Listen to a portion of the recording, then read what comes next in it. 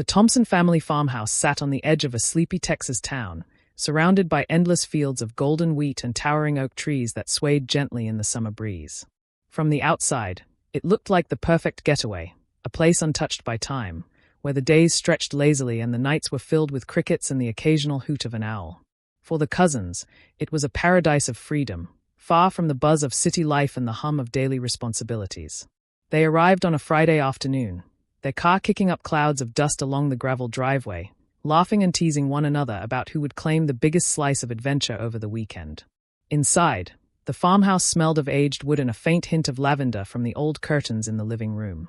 Every corner seemed to hold a memory, a rocking chair in the hallway creaking softly, shelves stacked with old family photos, and the faint scent of home-cooked meals lingering in the kitchen. The walls, weathered but strong, echoed with the voices of the past, giving the house an almost alive quality, as if it were quietly watching the newcomers. The cousins explored room by room, joking about who would get stuck in the creepy attic or find the oldest piece of furniture still standing.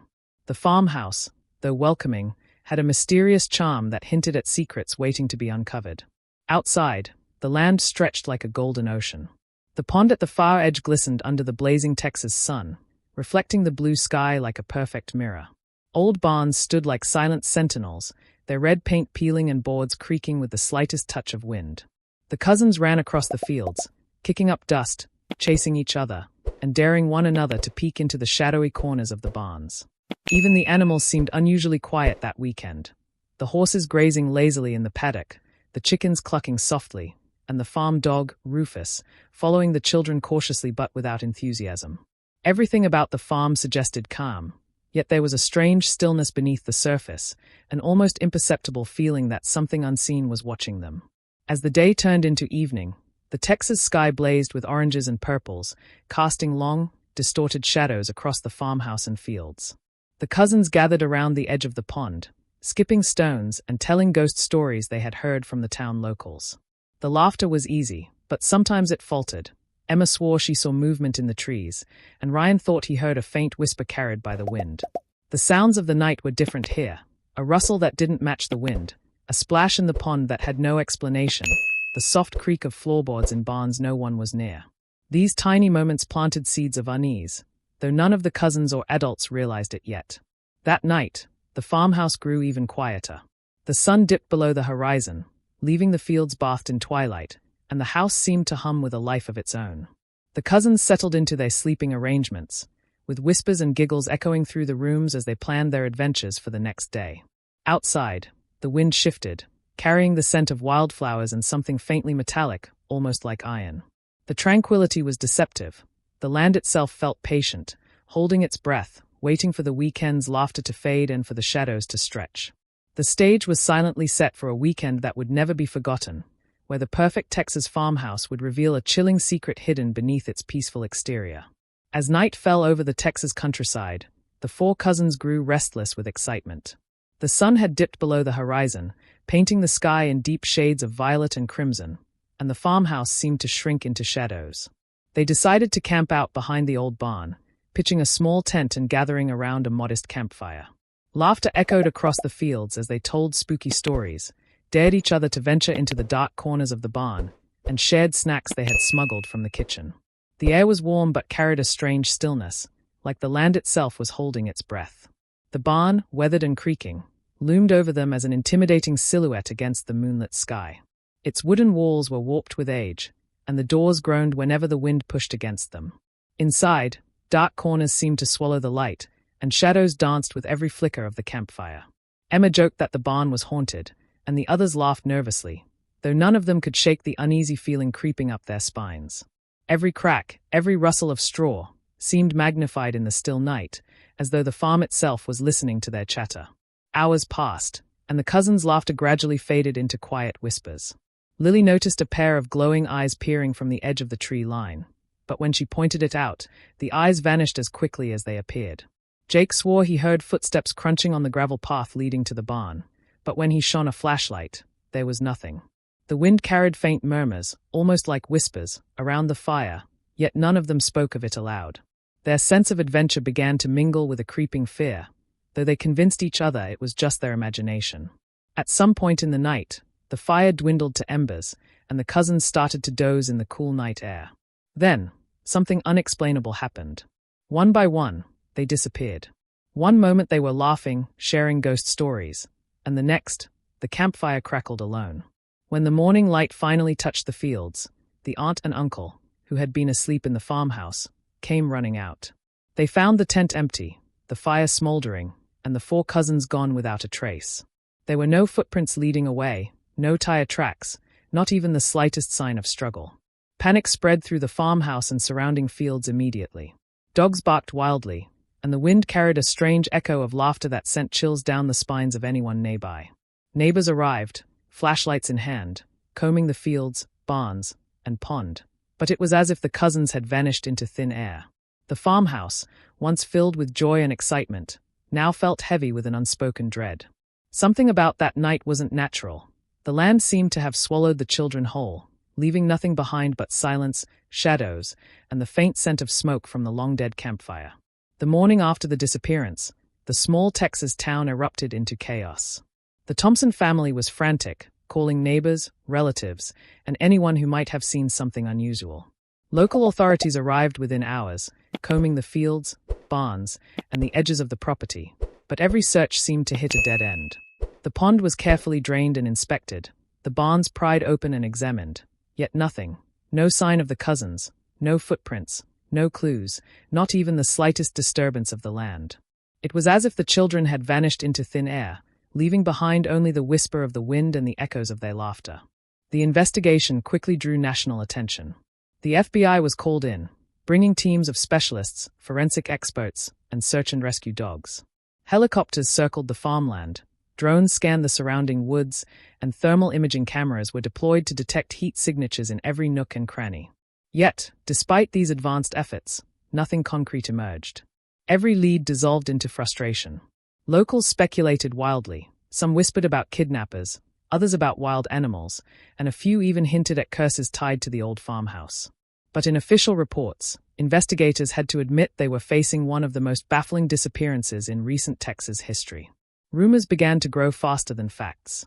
Townspeople told stories of the land itself being hungry or angry, saying the farmhouse and its surrounding fields had always been peculiar. Strange lights in the sky were reported, and some claimed to have heard faint voices calling for help in the dead of night. Even the seasoned FBI agents felt an unusual chill on the property, describing moments when cameras would fail, radios would buzz, and compasses would spin wildly. Every attempt to gather evidence seemed thwarted by an invisible force, deepening the sense that the farm held a secret that no outsider could penetrate. Family members struggled to make sense of the ordeal. The Thompsons held vigils, plastered the town with missing person flyers, and appeared on local news channels pleading for information. Yet every tip they received turned out to be false or misleading, further fueling despair.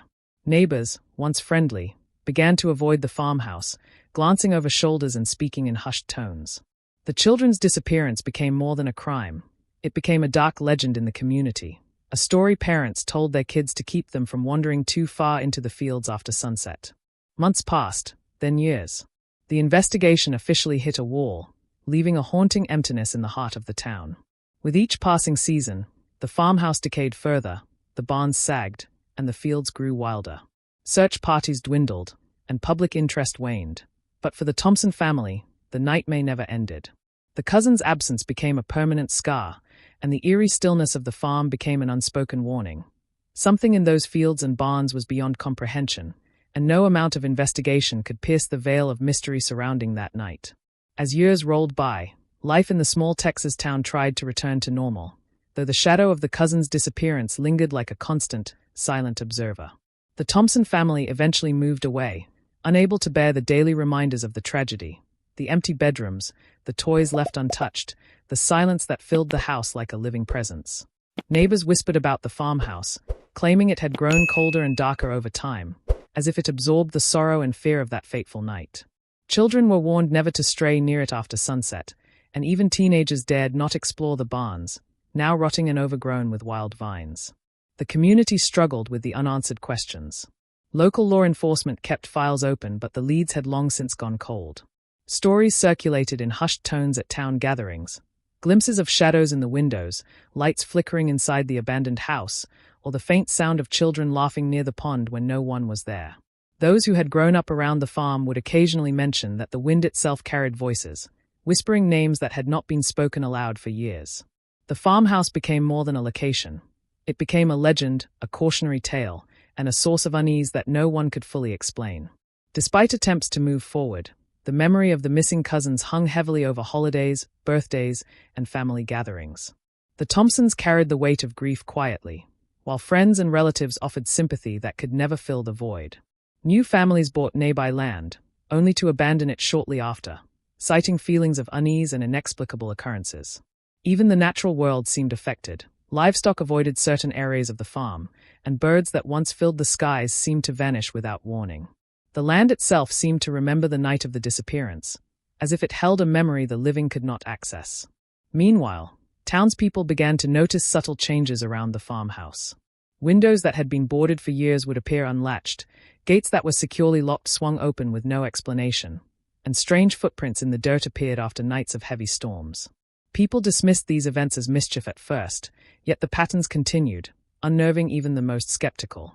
Some would swear that the farm exuded an energy that was both sorrowful and menacing, an aura that made it impossible to approach for long without feeling watched, as though unseen eyes were studying every movement. Time passed, but the cousins' absence never faded from the town's consciousness. The farmhouse remained abandoned, slowly decaying under the relentless Texas sun and wind, its walls sagging, paint flaking, and the barns leaning precariously. Yet, despite its ruin, the property seemed almost preserved by its own dark will. Nothing truly disappeared, nothing moved beyond the control of the land itself. Locals whispered that the farmhouse was patient, waiting for something, and that perhaps one day it would reveal its secret. Until then, life went on, but the eerie tension hung over the fields like a storm cloud that refused to break. In the summer of 2023, 20 years after the cousins vanished, a new family bought the long-abandoned Thompson farmhouse. They intended to restore it, eager to turn the decaying property into a working farm. As they cleared overgrown weeds and pruned wild vines, they noticed something strange near the old barns. At first, it looked like rags or discarded laundry, but as they approached, their blood ran cold. The clothes were unmistakably the ones belonging to Emma, Jake, Lily, and Ryan, folded neatly, laid out as if someone had just put them down yesterday. The discovery sent ripples of fear and confusion through the town once the news leaked. The clothes themselves were pristine, almost surreal after 2 decades of exposure to Texas weather. Emma's pink dress retained its bright color. Jake's baseball cap looked as though it had been recently washed. Lily's sneakers were spotless, and Ryan's jacket showed no sign of wear. There was no dirt, no mold, no tears from animals or time. Nothing that should have been possible. Experts examined the materials and confirmed what locals feared. The items had been preserved in a way that defied explanation. The question that gripped everyone's mind was chilling. If the cousins had disappeared into thin air, who had taken care of their clothes all this time? Authorities returned to the farmhouse immediately. They scoured the barns, the fields, and the pond with fresh urgency, trying to find any trace of the children or evidence that could explain the inexplicable preservation. Yet, despite the renewed efforts, nothing emerged. No footprints, no hidden compartments, no signs of human interference, only the neatly folded clothes resting like a ghostly monument to the vanished children. Paranormal investigators were soon called in, and they reported eerie sensations, sudden drops in temperature, inexplicable static in electronic devices, and the overwhelming feeling of being watched by unseen eyes. Locals began sharing stories of bizarre occurrences around the farmhouse following the discovery. Farmers claimed they saw shadows moving just beyond the tree line, figures darting across the fields at dusk, and the faintest echoes of laughter drifting on the wind. Some visitors reported feeling drawn toward the clothes, an almost magnetic pull that made them shiver, though they could not explain why. Rumors spread that the clothes were more than artifacts. They were a message, a warning, or perhaps a tether to something that had never truly left the farm. The story reignited fear in the town, bringing the old mystery roaring back into the headlines. As news of the clothes spread, curiosity and fear collided. Media crews swarmed the farmhouse, capturing footage of the preserved items, while paranormal enthusiasts and conspiracy theorists debated the meaning behind their sudden reappearance. Every explanation offered, from supernatural intervention to secret hiding places, fell short of logic. The townspeople whispered that the farm itself was alive, that it had held the children and their belongings for 20 years, waiting for the right moment to reveal its secret. And in the stillness of the Texas fields, many began to wonder, if the clothes had reappeared, could the cousins themselves be closer than anyone dared to imagine? After the shocking discovery of the cousins' clothes, the farmhouse became a magnet for strange occurrences that left both locals and investigators unsettled. People who entered the property reported feeling an overwhelming sense of being watched, even when no one else was around. Cameras set up to document the site would malfunction or capture distorted images. Fleeting shadows darting across the barns, blurred figures in the fields, and inexplicable flashes of light that seemed to come from nowhere. Some claimed to hear whispers calling their names, just on the edge of hearing, impossible to trace to any human source. Animals reacted unusually around the farmhouse as well. Dogs refused to enter the barns, growling at empty corners, while cats would arch their backs and hiss at spots where no one stood. Birds avoided the property entirely, leaving the trees eerily silent during the day. Even the wind seemed to behave strangely, carrying whispers that echoed across the fields at night, sometimes rising to sudden gusts that rattled windows and doors. Residents who had grown up near the farm reported feeling a cold draft even during hot summer nights, and a sense of weight pressing down on their shoulders as if the land itself were alive and aware. Paranormal investigators were drawn to the farm after hearing of the strange happenings. They reported sudden drops in temperature, unexplainable electrical disturbances, and feelings of nausea and dizziness when near the barns. Spirit boxes picked up faint voices that said names or whispered cryptic warnings, and motion sensors often recorded movement where no one could possibly be. Even seasoned professionals admitted that the energy at the farmhouse was unlike anything they had ever encountered, a mixture of grief, anger, and something else, something dark and unknowable. Each investigation only deepened the mystery, leaving more questions than answers. Locals who dared approach the property began sharing stories that defied rational explanation. Some reported seeing fleeting figures of children running through the fields at dusk, their outlines too vague to identify, yet familiar enough to send chills down the spine. Others claimed to hear laughter, sometimes joyful, sometimes eerie, carried by the wind, only to vanish when they tried to locate its source. A few people who touched the clothes said they felt sudden coldness and an unshakable sense of dread, as if unseen eyes were studying their every movement. The line between reality and nightmare began to blur, leaving the town unsettled and fearful of what might be lurking on the property. Even the investigators who tried to remain skeptical found themselves unnerved. Equipment would fail in the middle of recording sessions, lights flickered inexplicably, and compasses spun wildly when near the barns. Some even reported waking in the night to faint scratching at their doors or whispers just outside their windows. It was as if the farm itself were asserting its presence, warning outsiders that certain boundaries should never be crossed. And the unsettling truth was clear to all who visited. Something unexplainable had claimed the land, and whatever it was, it refused to let go of the cousins, or the story, even after 20 long years. Even after the discovery of the cousins' clothes and the unsettling events that followed, the fate of Emma, Jake, Lily, and Ryan remained an unsolved enigma. The town's residents could not stop talking about the farmhouse, nor could they shake the sense that the land itself was alive with secrets. Every attempt to piece together the mystery only deepened the unease. Investigators returned time and again, but with each visit, the farm seemed to grow more unwelcoming. Doors creaked open on their own, shadows twisted where none should exist, and distant laughter echoed across the fields at times that made no sense. Locals swore that the very ground of the farm had a memory of its own. Some who walked near the pond reported tiny footprints in the mud that faded into nothing, appearing and disappearing as if the children themselves were still wandering the property. Others claimed to hear whispers, faint and pleading, in the barns and behind the old farmhouse walls. Even the new owners felt the eerie energy pressing down, sometimes unable to move for moments as if the land itself had frozen them in place. It was a haunting reminder that whatever had claimed the cousins 20 years ago had never truly left. The media attention turned the farm into both a curiosity and a warning. Paranormal enthusiasts, journalists, and thrill-seekers came from miles around to witness the strange occurrences firsthand. Some recorded fleeting apparitions, others documented inexplicable sounds or anomalies in photographs and videos. Yet no one could fully explain the phenomenon. Every explanation, from kidnappings to secret tunnels to supernatural intervention, fell short of the bizarre reality. And for the families of the missing cousins, each new discovery only reopened old wounds, keeping the pain of uncertainty fresh and unbearable. Strangers who visited often left the property shaken. Many reported an oppressive atmosphere that seemed to follow them even after they had driven miles away, a lingering cold that no heat could chase away. Some swore they glimpsed the cousins' faces in the windows at twilight, pale and silent, watching with an expression that was neither fully human nor fully gone. The farmhouse became a legend, a place where reality and nightmare blurred, where people were drawn in by curiosity but often left feeling more unsettled than when they arrived. It was as though the land itself held the answers but refused to give them to anyone alive. Even after decades, the questions remain. Where did the cousins go? Who or what preserved their clothes so meticulously? And why did the farm release this clue after 20 years?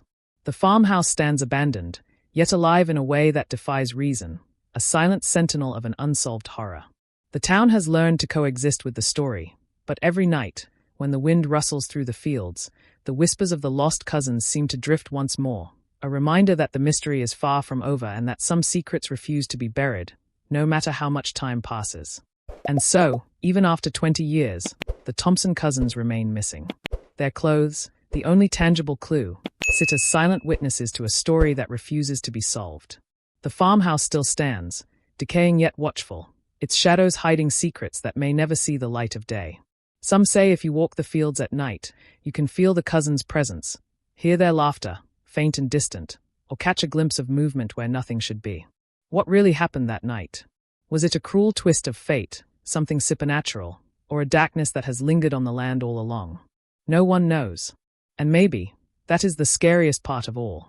The truth might never come, but one thing is certain, the farm remembers. And it waits.